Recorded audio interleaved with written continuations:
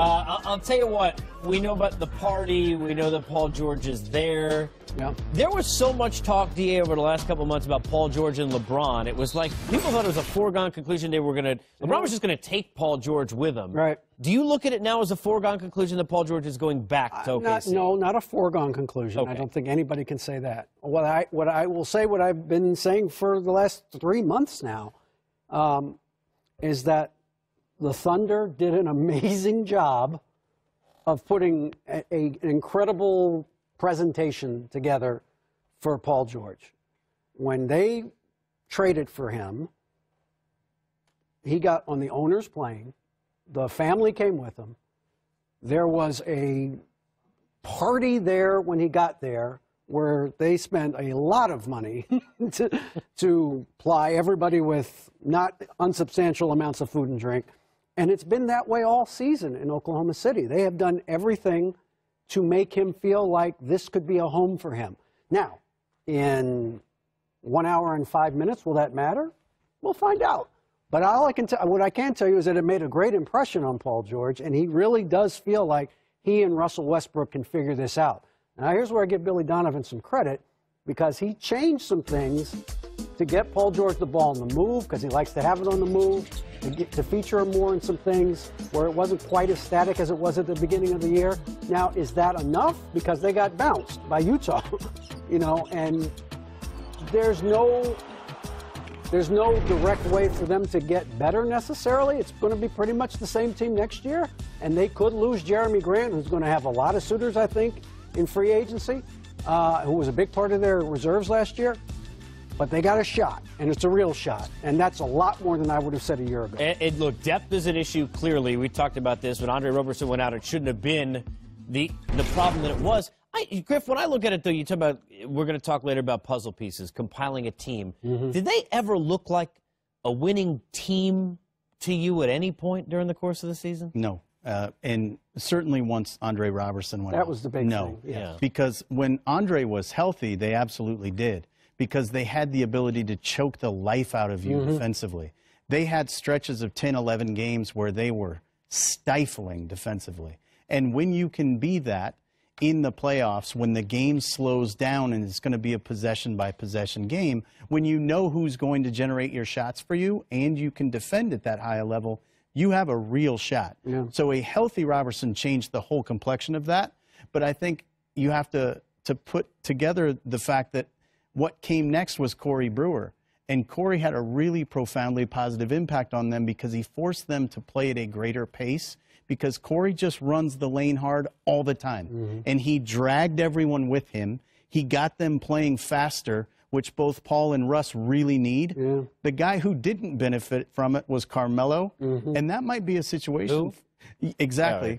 Oh, okay. That might be a situation where once was a big three, and it was a big three, and Steven Adams was the third name. Yeah. You might be looking at a situation where they may stretch Carmelo to be able to fit the depth that they really need, and Eric can explain to us what that looks like. But that's a situation where if Paul does decide to stay, part of their presentation has got to be, here's how we'll get better. Yeah, I'm going to disagree a little bit with, I thought there was a stretch late December, early January, and I saw them back-to-back games in L.A. against the Lakers and the Clippers, and they were playing outstanding defense. I mean, agreed. League-leading type of defense.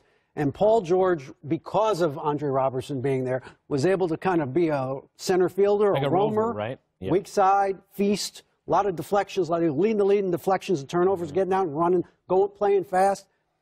So there was a stretch before Andre Roberson got hurt where they were really playing well. Right. Agreed. So can they replicate that, I guess, and can they improve upon that? That, to me, is the major question.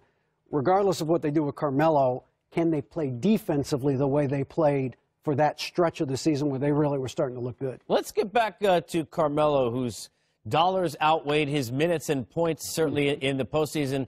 Eric, remind us again how many millions of dollars Carmelo's due to make this year? Somewhere in the neighborhood of 27 million-ish. So is that it? It's a lot of money, and it's enough money that I don't see how they paid Paul George $30 million and pay Carmelo Anthony and then field the rest of their roster. This is a small market team. We talked earlier about the Warriors and maybe the Rockets paying a tremendous amount of money. But what about the Thunder in the market that they're in? $300 million, is that tenable? This is a team that barely made the playoffs. Can you put that kind of money in this? So to me, they have to get out of Carmelo Anthony.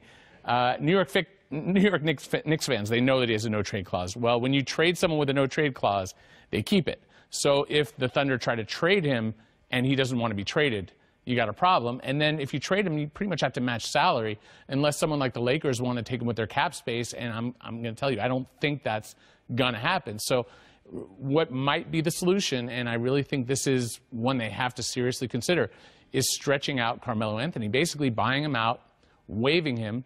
And so instead of paying him $27 million, he's owed 1 year. You multiply that times 2 and add 1, so you stretch it out over 3 years. And then you're paying them about $9 million. So what that could do, it could, in the end, save them in the neighborhood of about $80 million. So let me ask you this. Do you pay this year Carmelo Anthony, or do you save $80 million? I feel like that's an easy answer. So you're saying, just to make sure I get this clear, Melo off the roster, question of how he fits gone, and I save $80 million? It's got to happen. And it's unfortunate. He's been one of the best all-stars, one of the most entertaining players. I've always liked Carmelo Anthony. I got to interview him when he was a rookie. That's basically when I just started my career. So he gets to go somewhere else. Maybe he picks up with the Warriors and goes and wins a ring. You never know. Eric, let me ask you a question, and this is something that I'm sure is absolutely not allowed for in the rules. Mm-hmm. At one time, Miami was able to do this successfully, where they would waive someone, stretch them. They did this with James Jones, and then bring them back on minimum. Does that vehicle still exist? Does that loophole still exist if they were to buy out Carmelo? Could they bring him back? That's an interesting one. So there's something called amnesty that is no longer part of the league. And the rule is that you couldn't re-sign that player while their contract existed. So if they were amnestying him, which is no longer a thing, then the answer would be a clear no. Now, stretching him, you're allowed to waive a player and then re-sign him. So I haven't seen any changes. I don't remember seeing something in the CBA. No. I might need to double check because, every time you think you know something in this business and you don't actually look up at the document, you find you've stepped on something. But that's a good question, Griff, because it hasn't been asked yet. Everyone asks every question. Would they actually want Carmelo back at the minimum, though? That I got to ask you. It's fascinating because I think Paul, we gave Billy Donovan some credit earlier, DA, and I think Paul was really clear about the fact that Russell Westbrook is an incredible teammate. And externally, people don't understand how compelling he is as a teammate. The fact that he has your back and will run through a brick wall for you was really meaningful to Paul. Yeah. I think Carmelo was similar for some of those guys. Right. And I think was meaningful for those guys. So if he matters to you as a teammate, I think you could absolutely see them do that. Yeah. You talk about mattering, you talk about teammates. It brings me to that comment of glue guys, or we'll call them puzzle pieces for championship teams. I want to look at some of the guys that you have. Thank you, DA.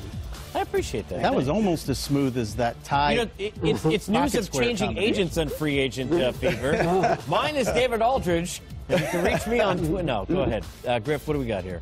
Yeah, so I think it's interesting, when the only thing that's going to mark success for your franchise is winning a championship, sometimes there's only one piece that really fits. There's only one guy who can play the role you need. And these are some guys in this free agency that I think are going to be meaningful to teams that are really just trying to find that one extra piece. And in some cases, they're going to be very expensive. Trevor Ariza is a player that every team that has designs on going deep in the playoffs is going to appreciate. Right. And Trevor's probably looking at a situation where he's either going to have to take taxpayer or non-taxpayer mid-level from someone. Yeah. Now, odds are very good he stays in Houston. But we've already gone into some detail Eric has on what their financial situation could really look like. So Trevor Ariza is a guy that I think you have to look at as an incredibly high-value target if you are a team ready to win significantly. It's a piece that a Boston or a Philadelphia may get to sway the balance in the East, in addition to whatever big-name thing they do. And all of those pieces are meaningful. And you saw on there, Redick and Ilyasova are on the list. They have to keep ancillary shooting because they have so much playmaking there. If you go back to, and you talked about DA, and I agree that series, if Chris Paul's healthy, it may not be fair, but they probably win that series. If you're Golden State, do you not try and take Trevor Ariza away? Well, you try, but you can't pay for everybody. You know, you can't have everybody on your team. And even though Trevor Ariza had a nightmarish Game 7, 0 for 12 from the floor against Golden State, he is, to your point, still in very high demand because he is not only a great defensive player, he's just a great teammate, period. He's just a guy that they know how serious he is. He's about the work. He's about getting things done on the basketball court. He's about good practice habits, all of those things, has become an outstanding pro, and that's the kind of guy. Every team he's been on the last 5 or 6 years, they are so much better defensively with him because coaches literally will give him the freedom to do whatever the hell he wants on the weak side. That's how good he is defensively because they know at the end of the day he'll be where he's supposed to be. Catch and shoot 3-and-D's guys who know how to make the next pass. You just can't say enough how much those mean to teams when you're playing in big moments of big games.